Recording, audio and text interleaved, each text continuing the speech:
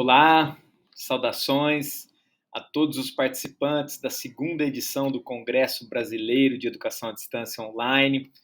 Um grande prazer poder participar pela segunda vez deste evento, um evento que acontece num momento aí muito importante, onde as discussões em relação à educação no Brasil e no mundo têm ganhado uma ênfase muito grande, tanto no âmbito da educação básica quanto no âmbito da educação superior, fruto de todo o aprendizado que nós tivemos com a pandemia do coronavírus, onde o fator presencialidade, tema que eu vou discutir com vocês, que eu vou refletir, que eu vou provocar vocês nesse nosso bate-papo, foi algo muito caro às instituições de ensino, no momento em que a pandemia impediu que as escolas recebessem presencialmente os seus alunos.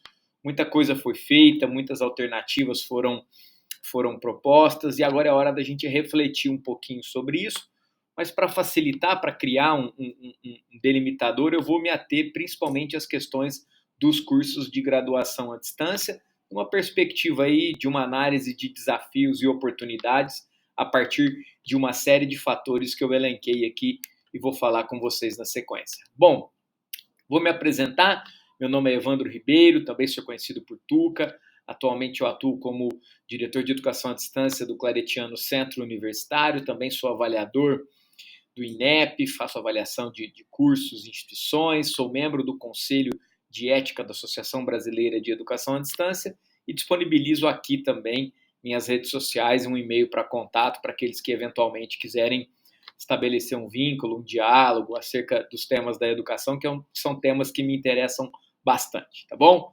Vamos adiante, então, iniciar a nossa jornada aqui, o nosso percurso, começando com o objetivo, né? Eu quero mostrar para vocês um pouquinho do que eu proponho nesse nosso bate-papo, vou falar um pouquinho sobre modalidades de ensino, vamos espetar, alfinetar a legislação aqui para a gente ter uma análise importante em relação ao que ela nos traz, vamos falar um pouquinho sobre as metodologias, principalmente aquelas que aconteceram, estão acontecendo durante a pandemia. Por fim, a gente traça aí alguns desafios e algumas oportunidades e fechamos com uma reflexão coletiva em relação a esse tema que eu estou propondo para o Congresso. Bom, então, primeiro passo, o objetivo. O que eu trouxe aqui para vocês?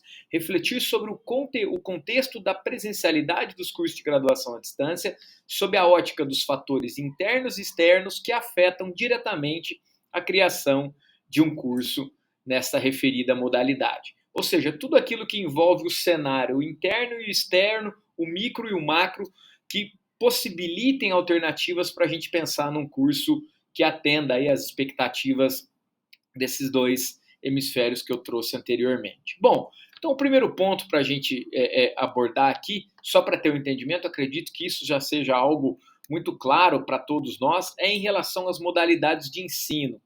Hoje o ensino superior no Brasil ele está configurado por duas modalidades de ensino, o ensino presencial e a educação à distância, sendo que o ensino presencial é aquele já conhecido, oriundo aí da escola tradicional das últimas décadas, aí, diria aí que desde do início da educação no Brasil e no mundo, tem-se uma metodologia que enfatiza o contexto presencial, até porque a evolução das tecnologias e as metodologias e as possibilidades, elas são mais recentes. Então, com base nessa evolução, surge então no Brasil a educação à distância como uma modalidade distinta do ensino presencial, e sendo esta ancorada no uso de tecnologias que dão apoio no processo de ensino-aprendizagem, com uma regulamentação específica própria, com suas características muito peculiares, que faz com que ela se distingua do ensino presencial e se classifique enquanto uma modalidade de ensino diferente, tá certo? Esse já é um ponto importante para a gente refletir.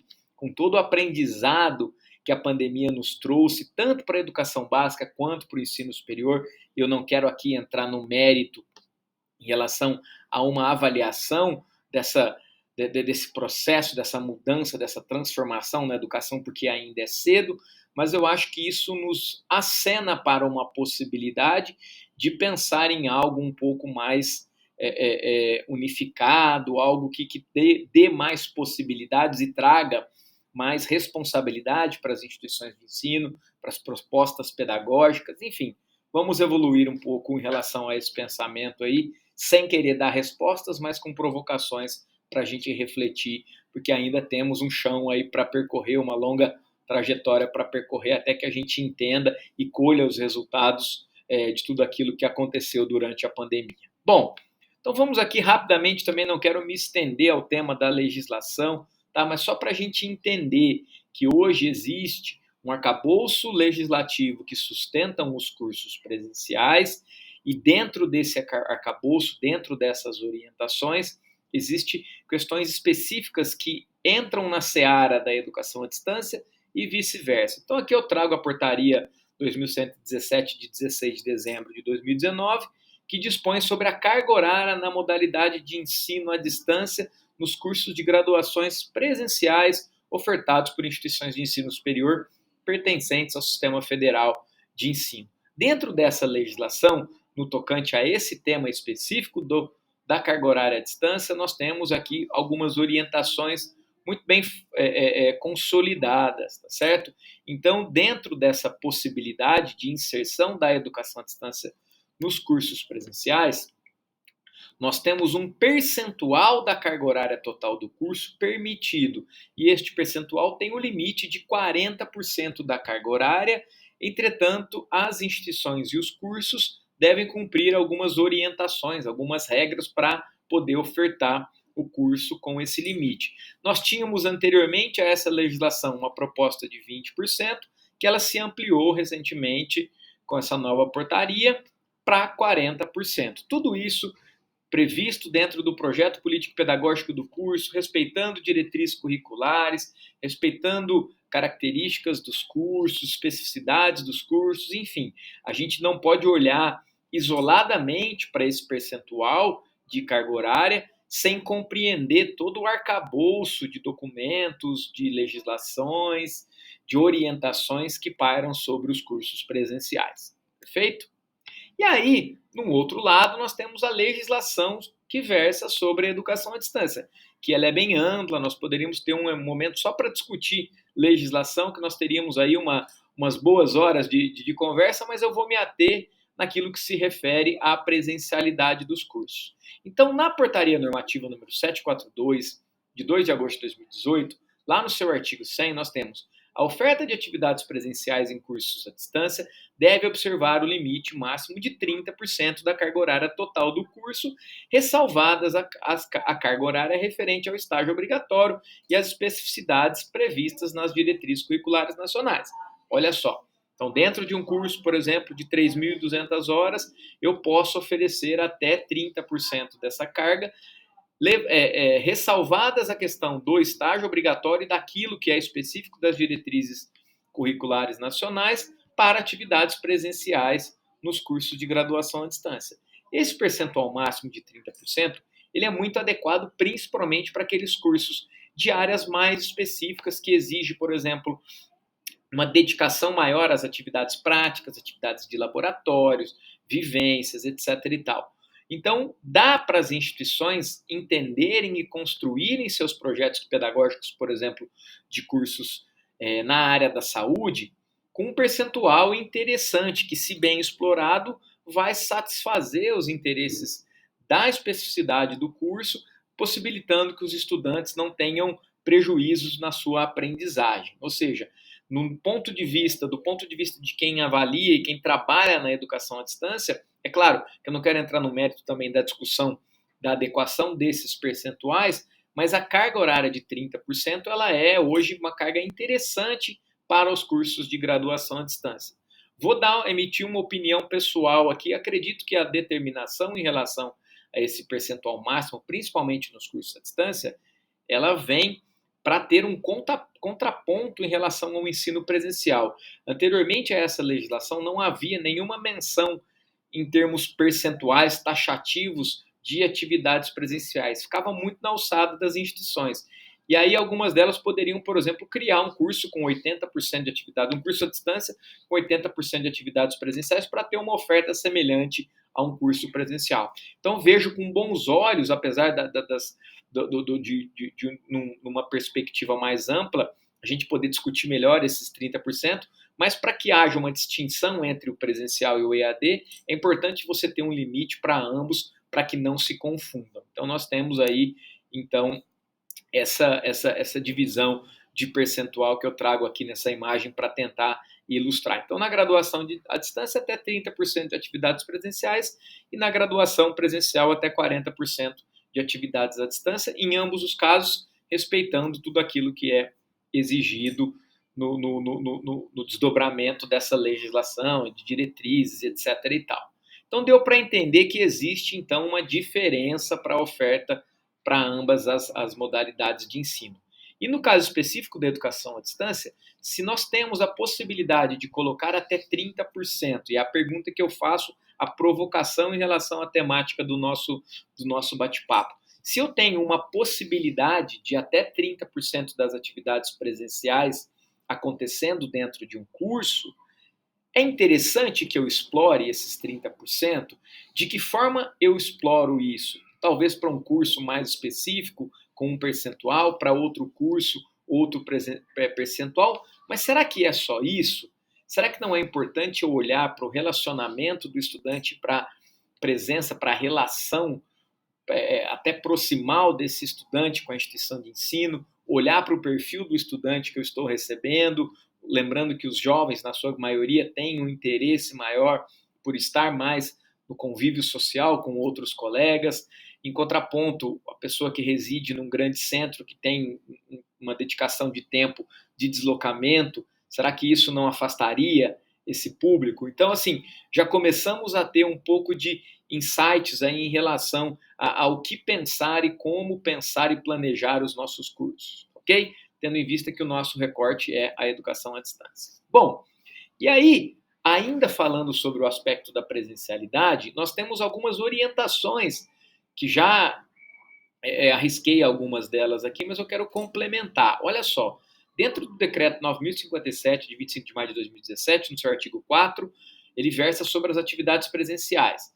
As atividades presenciais, tais como tutorias, avaliações, estágios, práticas profissionais de laboratório, defesas de trabalhos previstas no PPC ou de desenvolvimento da instituição de ensino e do curso, serão realizadas na sede da instituição de ensino ou nos polos de educação à distância ou ainda em ambiente profissional, conforme diretrizes curriculares nacionais. Artigo 5º. O polo é a unidade acadêmica e operacional descentralizada no país ou no exterior para desenvolvimento de atividades presenciais relativas a cursos ofertados na modalidade à distância.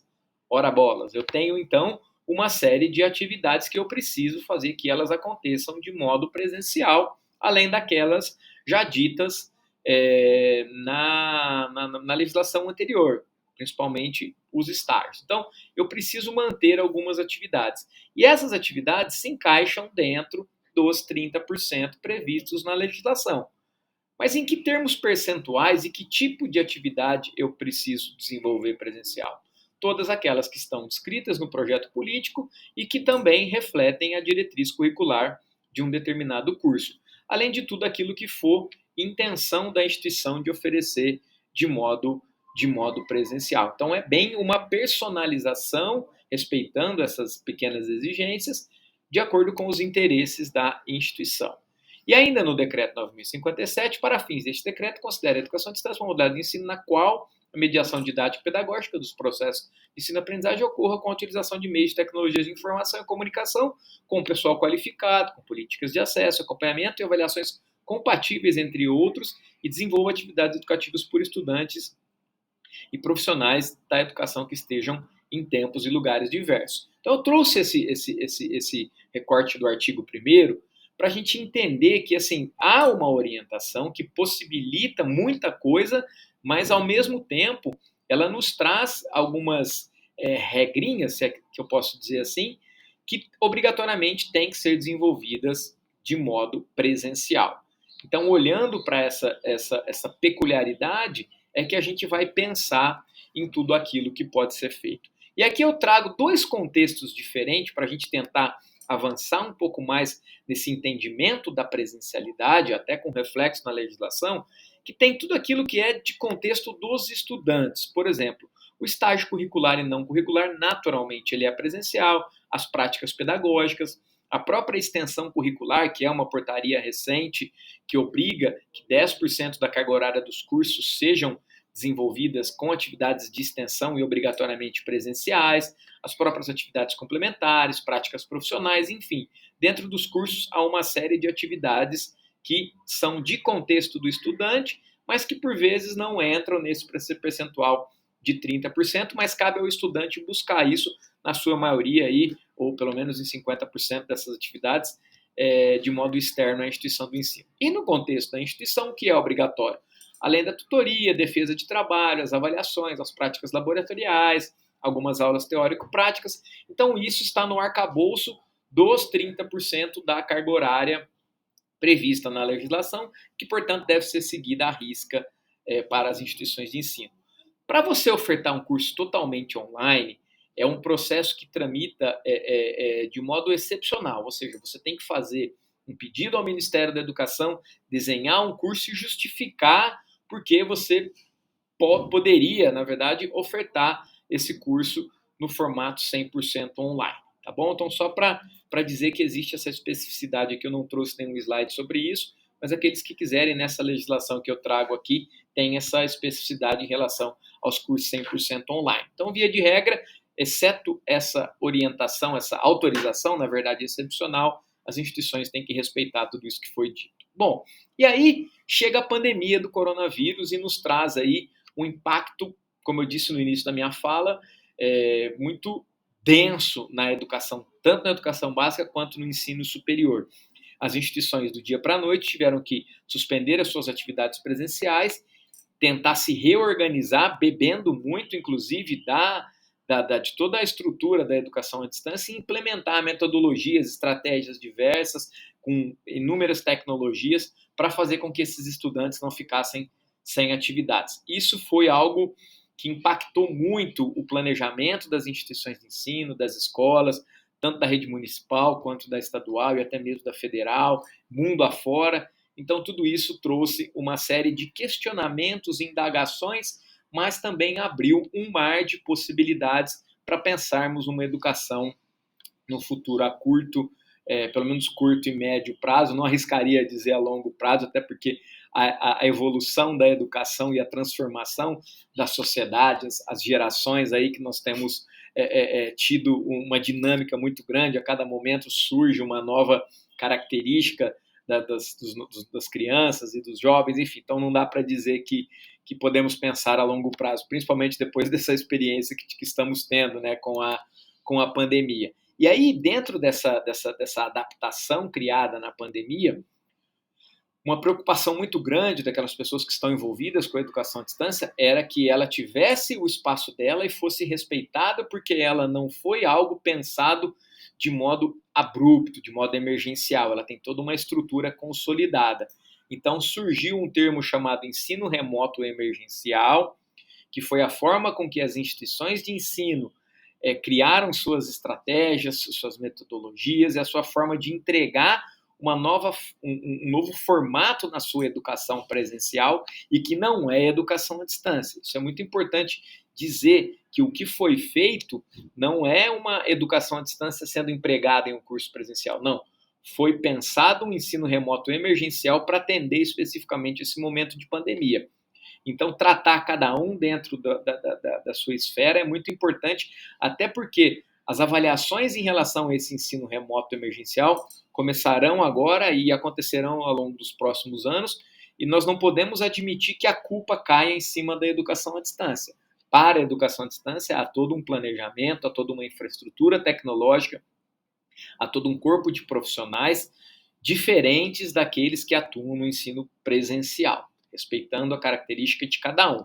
Então vamos entender que o que foi feito e o que está sendo feito em alguns aspectos ainda é ensino remoto emergencial, e a educação à distância já tem a sua trajetória de décadas aí, de aperfeiçoamento, suas características, suas virtudes, suas fragilidades, assim, mas que são específicas e que não atendem ao ensino remoto emergencial.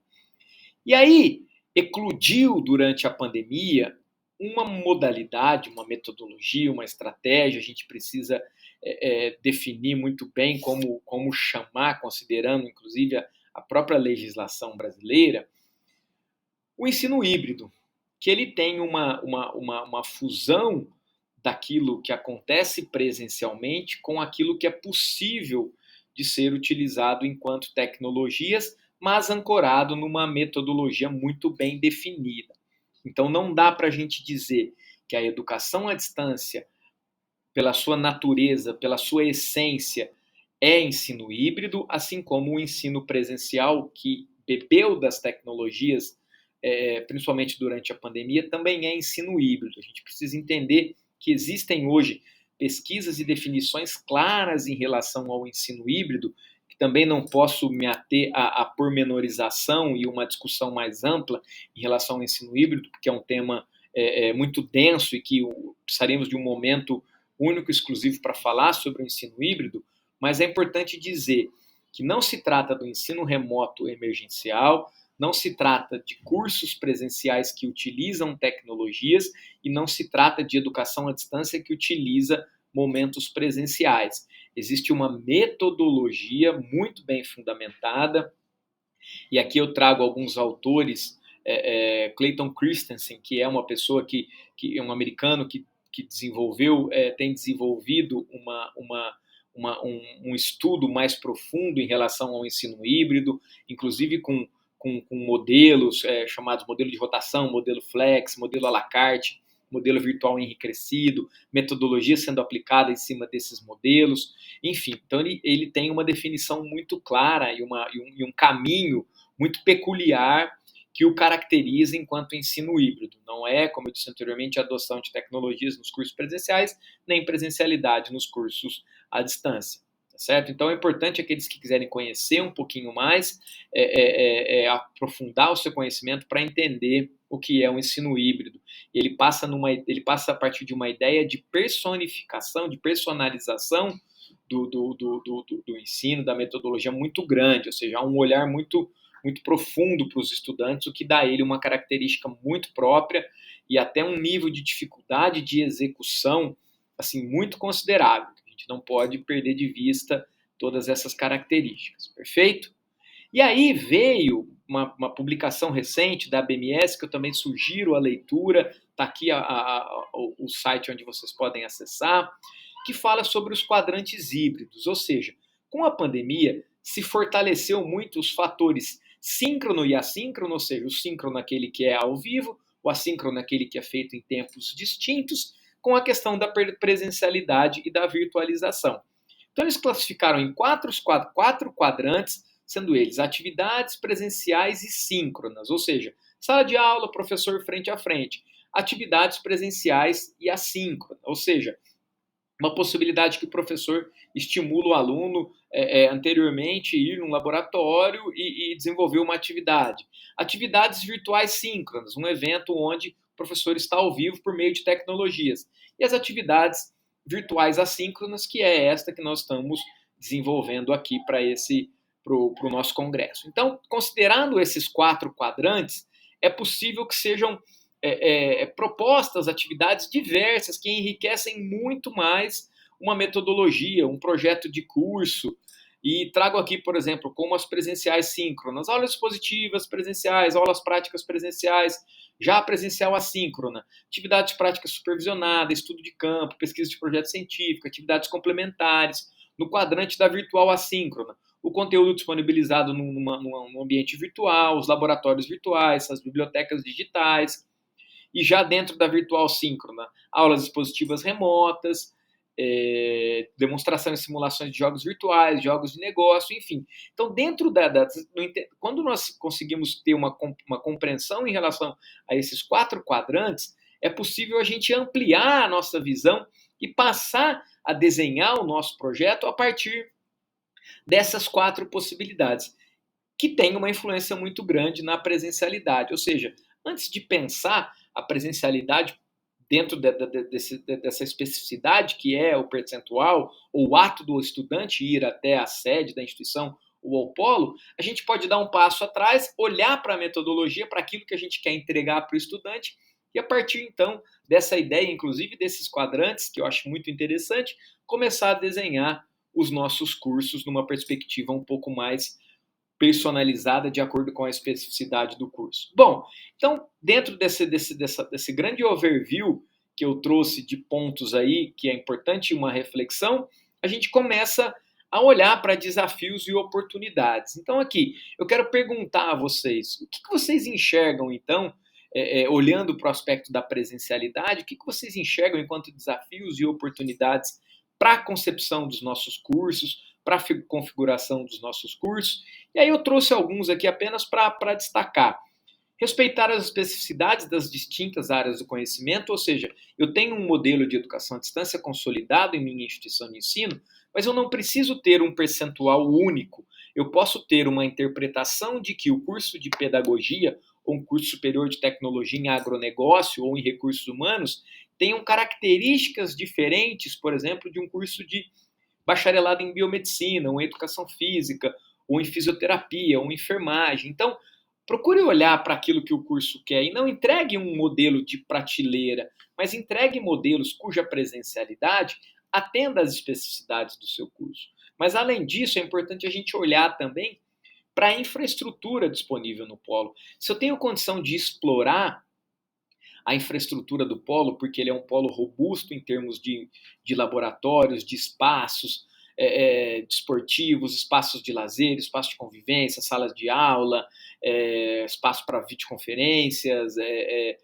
laboratórios, enfim. Então é importante olhar para isso também. Será que não é interessante eu explorar aquilo que eu tenho no polo e criar um curso personalizado para uma determinada cidade que eu tenho um polo de apoio muito bom, em detrimento a uma outra cidade que eu tenho um polo com menor infraestrutura? Então, será que não, a gente chega num nível de personalização que ele acaba dificultando um pouco a operacionalização? Mas será que não vale a pena? Será que isso não vai garantir uma captação melhor dos nossos estudantes? Será que isso não vai influenciar no melhor desempenho no ENAD? Criar um modelo de avaliação da aprendizagem diversificado, nesse mesmo contexto que eu disse anteriormente, em relação às distintas áreas do conhecimento. Por que ter um modelo de avaliação, aqui eu falo em nível de instituição, tá? Por que ter um modelo aplicado na pedagogia ou na filosofia igual um modelo da biomedicina ou da enfermagem? Não é orientação, o MEC não nos encaminha para isso, mas é importante a gente ter esse nível de personificação também quando a gente olha para a avaliação da aprendizagem. Talvez uma com uma ênfase maior de provas presenciais e atividades avaliativas presenciais, em detrimento a um outro com menos. É claro que nós temos que ter, isso é legislação, então alguma avaliação tem que ser presencial. Então, assim, importante também a gente entender esse conceito. Conhecer o perfil do estudante. A educação à distância ao longo dos últimos anos, eu diria da última década, começou a ter um crescimento maior de estudantes egressos do ensino médio nos seus cursos, e esses estudantes, na sua maioria, isso é dado estatístico, procuram aquelas instituições que possibilitam ele um convívio social maior. Será que isso não é um ponto de reflexão também? Será que isso não é uma oportunidade para a gente captar mais alunos de uma faixa etária aí mais jovem? Será que não seria interessante para a instituição?